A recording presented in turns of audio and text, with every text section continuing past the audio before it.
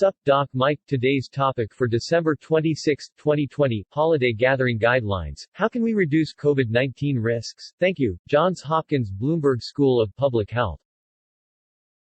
It is so important for people to find ways to celebrate with each other and connect in new ways as we head into this winter.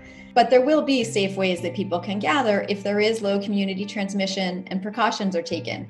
Ideally, outdoor activities, masks, physical distancing, many of the pillars that we've been learning to live with will continue in the coming months.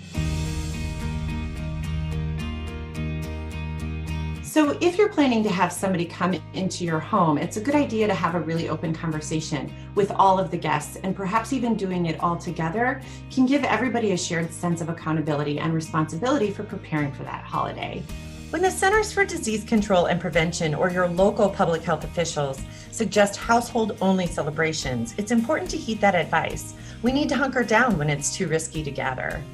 We do recommend that there is some quarantine observed before any type of in-person holiday celebration. 2 weeks is ideal. If you can't do 2 weeks, 5 days with some testing is also appropriate. It's important, though, also to not rely on the tests too much. A negative test one day does not mean that someone isn't infectious the next. So if you do get a negative test, still maintain these other pillars, including quarantining before and after travel, physical distancing, masks, and hand washing. It also helps to have a plan B. Let's say you are planning a very small in-home celebration.